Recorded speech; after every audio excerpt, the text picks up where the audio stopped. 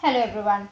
So, after finishing the first chapter of biology, that was just basic introduction. Now we will start the first unit, the role of chemistry in biology. The role of, this is the unit 1 in Campbell's. The role of chemistry in biology. And definitely I'll give you some examples here. You can see this beautiful ant. Which ant is this? Formica rufa, wood ant. Actually this Formica genus is there. This name Formica is the Latin word for ant. And this one is wood ant, Formica rufa. So we will give an example of chemistry, that how this animal uses chemistry to say bye-bye to its enemies. This Formica ant uses chemistry to say tata to enemies, to ward off enemies. See, when it is threatened from above, what it shoots? When threatened by any predator, like hungry bird for example. So when threatened by predators, for example hungry birds, then what it do? They shoot their full colony. They shoot volleys of formic acid. Volleys means, see, it is like multiple organisms here are shooting the acid at the same time. You can see here many ants are shooting the acids at the same time. So multiple things are being shoot at the same time. This is volley. Many things, like suppose you kick multiple balls at the same time, right? Like that.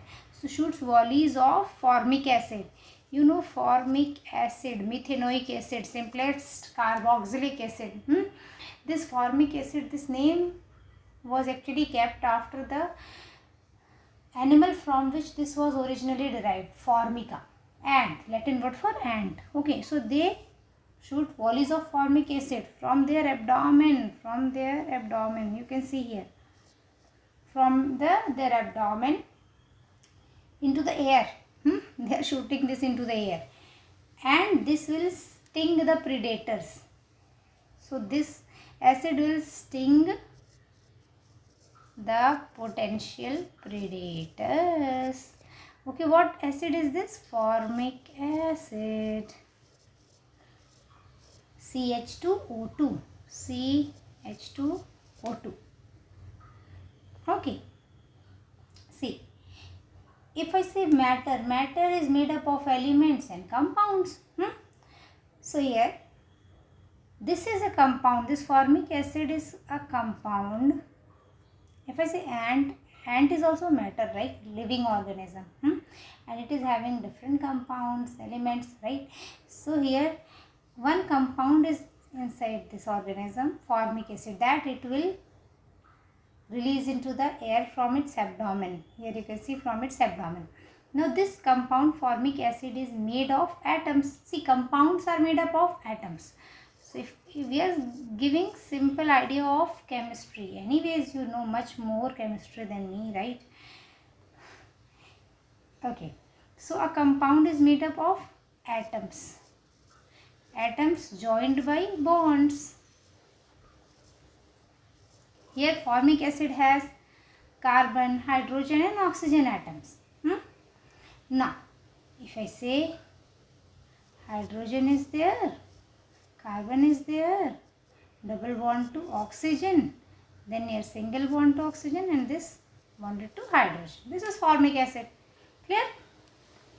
Now if I say this is an acid, definitely this is having the ability to release proton. So when the ant thinks that I am being threatened by predator, it will release formic acid, right? And formic acid, when it goes and touches the predators, for example birds, then what happens? From this formic acid, what will be released? H plus. What will be released from the formic acid? H plus. So here you can see this bond is highly polarized bond, this OH bond. So oxygen, what did it do? Oxygen attracts the electrons of H hydrogen, right? And H plus will be released. So if I say, what happens? Oxygen electron is released. Sorry, oxygen, a hydrogen electron is taken by the oxygen and H plus is released, and this is the H plus that will irritate the surface of the other animals that were about to eat the ant. Okay.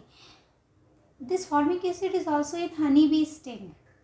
When honeybee stings you, the surface of your skin gets red because of this H plus. Okay, so this is also present in the venom of honeybee. Okay, now if I say any compound, it is made up of atoms, and atoms, you know, they are made up of protons, neutrons, electrons, right? If I say, wait, any compound is made up of atoms,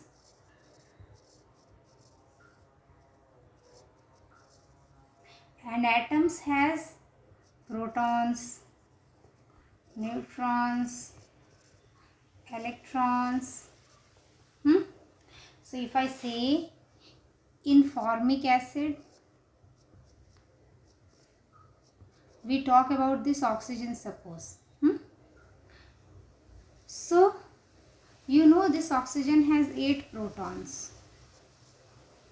Clear? And if I say electron distribution, that will determine the ability to form bonds. You know, inside the nucleus, protons and electrons are there, and then see, inside the nucleus there will be positively charged protons, negatively charged, neutral neutrons. Anyways, it's not just 3 protons, there are 8 protons. Okay, and then if we make electron shells, see here in this one 2 electrons, and then outer one 6 electrons.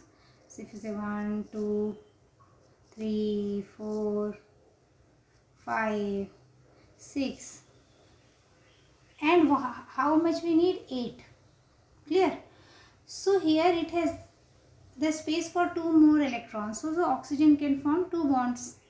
So it is forming 1 bond here with hydrogen and 1 bond here with carbon. Clear? Here you can see this oxygen has formed 2 bonds with carbon. Clear?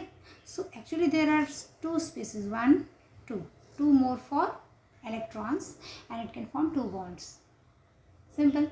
One more example of chemistry, role of chemistry in biology. The very first step of photosynthesis involves chemistry. From the sunlight, photons are there, they come.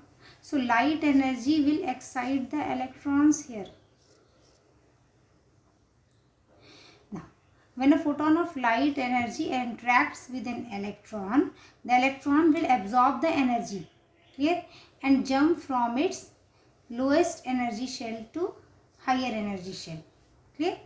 So lowest energy ground state to an excited state, it will jump, clear, and this will be the first step in photosynthesis, clear.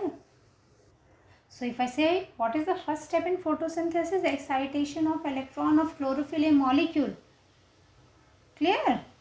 So here chemistry is involved. This was simple. These were simple examples. Then we will, in the next lecture, we will start the second chapter, atoms and molecules. Yeah, thank you. Bye.